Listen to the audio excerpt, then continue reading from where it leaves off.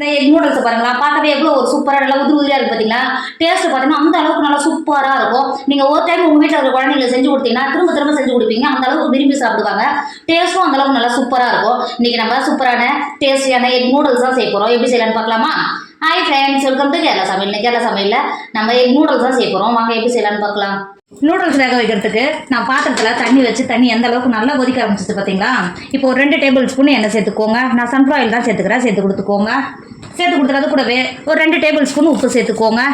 சேர்த்து கொடுத்துட்டு 250 கிராம் நான் நூடுல்ஸ் எடுத்துருக்கேன். இப்போ தண்ணியில் சேர்த்து கொடுத்துக்கோங்க. நூடுல்ஸ் சேர்த்து கொடுத்துட்டு ஒரு 7 நிமிஷம் மட்டும் வேக விடுங்க. நூடுல்ஸ் 7 நிமிஷத்துலேயே நல்லா வெந்து வந்துடும். வேக விடுங்க. நமக்கு 3/4 பாகம் மட்டும்தான் நூடுல்ஸ் வேகணும். 7 நிமிஷம் வெந்ததுனாவே போதும். வேக விடுங்க. பாருங்க, நூடுல்ஸ் சேர்த்து 7 நிமிஷம் ஆயிடுச்சு. இப்போ எந்த அளவுக்கு நல்லா வெந்து வந்திருக்கு பார்த்தீங்களா. நீங்கள் கையில் எடுத்து இந்த மாதிரி உடைச்சிங்கன்னா இந்த அளவுக்கு தான் உடையிடும். நூடுல்ஸை வடிகட்டி எடுத்துக்கோங்க.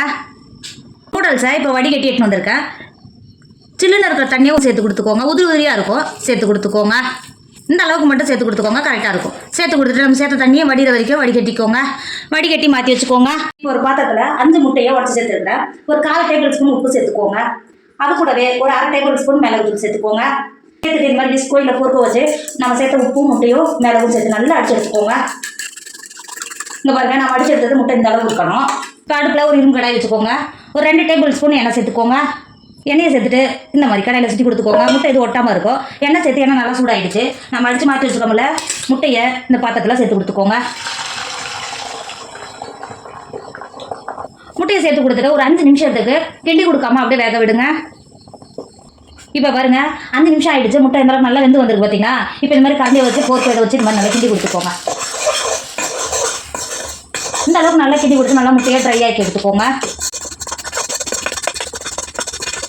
இப்போ பாருங்க, முட்டை இந்த அளவுக்கு நல்லா ட்ரை ஆகி வந்தாவே போதும். இப்போ முட்டையை மாற்றி வச்சுக்கோங்க. சிலிண்டரத்துக்கு இப்போ அடுப்பில் ஒரு கடாய் வச்சுக்கோங்க. ஒரு 2 டேபிள் ஸ்பூன் எண்ணெய் சேர்த்துக்கோங்க. எண்ணெய் சேர்த்து எண்ணெய் நல்லா சூடாகிடுச்சு. 2 டேபிள் ஸ்பூன் பூண்டை பொடியாக கட் பண்ணி வச்சுருக்கேன். இப்போ சேர்த்து கொடுத்துக்கோங்க. பூண்டை சேர்த்துட்டு ஒரு டைம் கிண்டி கொடுத்துக்கோங்க. கிண்டி கொடுத்து ஒரு 5 நிமிஷம் எடுத்துட்டு எண்ணெயிலே நல்லா வேக விடுங்க. பூண்டு சேர்த்து எண்ணெயிலே நல்லா வந்துருச்சு. 6 பச்சை மிளகாயை பொடியாக கட் பண்ணி வச்சுருக்கேன். இப்போ சேர்த்து கொடுத்துக்கோங்க. காரத்துக்கு பச்சை மிளகா மட்டும் தான் சேர்க்க போகிறோம். வேறு எதுவும் சேர்க்க போகிறது கிடையாது. ஒரு காரத்துக்கு அனுசரித்து சேர்த்து கொடுத்துக்கோங்க.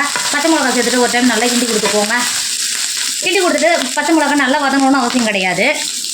இந்த அளவுக்கு நல்லா கிண்டி கொடுத்துட்டு மீடியம் சைஸ் வெங்காயத்தை நீல வாக்கில் கட் பண்ணி வச்சுருக்கேன். இப்போ சேர்த்து கொடுத்துக்கோங்க. வெங்காயத்தை சேர்த்துட்டு ஒரு 5 செகண்ட் நல்லா கிண்டி கொடுத்து வேக விடுங்க. இப்போ பாருங்கள், ஒரு 5 செகண்டு கிண்டி கொடுத்து வெங்காயம் இந்த அளவுக்கு வதங்கினாவே போதும். நம்ம வெஜிடபிள் கூட நல்லா வதங்கி வரும். இப்போ நம்ம கட் பண்ணி வச்சுருக்கோம்ல 100 கிராம் கேரட்டை நீல வாக்கில் கட் பண்ணி வச்சுருக்கேன். இப்போ உள்ள சேர்த்து கொடுத்துக்கோங்க. கேரட்டை சேர்த்து கொடுத்துட்டு கேரட்டையும் வெங்காயமும் சேர்த்து ஒரு 5 நிமிஷத்துக்கு நல்லா வதக்கிக்கோங்க. இப்போ பாருங்கள், ஒரு 5 நிமிஷம் கேரட்டும் வெங்காயமும் ஒரு 5 நிமிஷம் நல்லா வதங்கி வந்திருக்கு. 150 கிராம் பீன்ஸை நீல வாக்கில் கட் பண்ணி வச்சுருக்கேன். இப்போ உள்ள சேர்த்து கொடுத்துக்கோங்க. அது கூடவே ஒரு பெரிய சைஸ் குடமிளகாவை நீல வாக்கில் கட் பண்ணி வச்சுருக்கேன். இப்போ உள்ள சேர்த்து கொடுத்துக்கோங்க. ஒரு மீடியம் சைஸு கோஸை 1/4 பாகம் நல்லா கட் பண்ணி வச்சுருக்கேன். இப்போ உள்ள சேர்த்து கொடுத்துக்கோங்க. வெஜிடபிளாக சேர்த்து கொடுத்துட்டு ஒரு டேபிள் ஸ்பூன் உப்பு சேர்த்துக்கோங்க. உப்பு சேர்த்துட்டு ஒரு 3/4 பாகம் நம்ம சேர்த்த காயெல்லாம் வதக்கிக்கோங்க. இப்போ பாருங்கள், நம்ம சேர்த்த காயெல்லாம் நல்லா 3/4 பாகம் நல்லா வெந்து வந்துருச்சு. நம்ம ஏற்கனவே நூடுல்ஸை வேக வச்சு மாற்றி வச்சுருக்கோம்ல, நூடுல்ஸை உள்ள சேர்த்து கொடுத்துக்கோங்க. நூடுல்ஸை சேர்த்து கொடுத்துட்டு அது கூடவே ஒரு டேபிள் ஸ்பூன் சோயா சாஸ் சேர்த்துக்கோங்க. ஒரு டேபிள் ஸ்பூன் சில்லி சாஸ் சேர்த்துக்கோங்க. ஒரு டேபிள் ஸ்பூன் டொமேட்டோ கெச்சப் சேர்த்துக்கோங்க.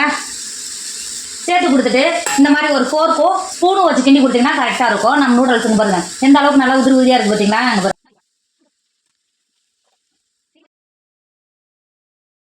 பாருங்கள் எந்த அளவுக்கு நூடுல்ஸை நல்லா கிண்டி எடுத்துருக்கோம் பார்த்தீங்களா. அங்கே பாருங்கள், கிண்டி கொடுத்துட்டு ஒரு 5 நிமிஷத்துக்கு நம்ம சேர்த்த வெஜிடபிளோட நூடுல்ஸை வேக விடுங்க. இப்போ பாருங்கள், ஒரு 5 நிமிஷம் ஆகிடுச்சு. எந்த அளவுக்கு நல்லா உதிரி உதிரியாக நூடுல்ஸும் நம்ம சேர்த்த வெஜிடபிளும் நல்லா வெந்து வந்திருக்கு பார்த்தீங்களா. இப்போ லாஸ்ட்டாக நம்ம ஏற்கனவே வறுத்து மாற்றி வச்சுருக்கோம்ல, முட்டையோ உள்ள சேர்த்துக்கோங்க. சேர்த்துட்டு திரும்பவும் இந்த ஃபோர்க்கும் இந்த ஸ்பூனும் வச்சு நூடுல்ஸை இந்த மாதிரி கிண்டி கொடுத்துக்கோங்க. இந்த மாதிரி கிண்டி கொடுத்தோம்னா நம்ம எல்லாம் எடுத்து படுற மாதிரி முட்டையும் நூடுல்ஸும் நல்லா சேர்ந்து வரும். இந்த மாதிரி நல்லா கிண்டி கொடுத்துக்கோங்க. இந்த அளவுக்கு நல்லா கிண்டி கொடுத்துட்டு லாஸ்ட்டாக ஒரு டேபிள் ஸ்பூன் மிளகுத்தூள் சேர்த்துக்கோங்க. கூடவே நம்ம பொடியாக கட் பண்ணி வச்சுருக்கோம்ல ஸ்ப்ரிங் ஆனியனை இது ஒரு கைப்பிடி அளவு சேர்த்துக்கோங்க. சேர்த்துட்டு இன்னொரு டைம் நல்லா கிண்டி கொடுத்துக்கோங்க. இந்த அளவுக்கு நல்லா கிண்டி கொடுத்துட்டு இறக்கிக்கோங்க. நம்மளோட எக் நூடுல்ஸ் சூப்பர் ரெடி ஆயிடுச்சு. இறக்கிக்கோங்க. பாருங்க, நம்மளோட எக் நூடுல்ஸ் சூப்பராக ரெடி ஆயிடுச்சு. இதோட டேஸ்ட் அந்த அளவுக்கு நல்லா சூப்பராக இருக்கும். எந்த அளவுக்கு நல்லா உதிரி உதிரியாக இருக்குது பார்த்தீங்களா? டேஸ்ட் பார்த்தீங்கன்னா அந்த அளவுக்கு நல்லா சூப்பராக இருக்கும். நீங்கள் நூடுல்ஸ் ஆனால் இந்த மாதிரி ஒரு டைம் ட்ரை பண்ணி பாருங்க. உங்கள் வீட்டில் இருக்கிற குழந்தைங்கலேருந்து பெரிய ஒரு விரும்பி சாப்பிடுவாங்க. டேஸ்ட் பார்த்தீங்கன்னா அந்த அளவுக்கு நல்லா சூப்பராக இருக்கும். நூடுல்ஸ் ஆனால் இந்த மாதிரி கண்டிப்பாக நீங்களும் ட்ரை பண்ணுங்க. என்னோட வீடியோ உங்களுக்கு பிடிச்சிருந்தா உங்கள் ஃப்ரெண்டு உங்கள் ஃபேமிலிக்கு ஷேர் பண்ணுங்க. மறக்காம கேரளா சமையலை சப்ஸ்கிரைப் பண்ணிக்கோங்க. தேங்க்யூ.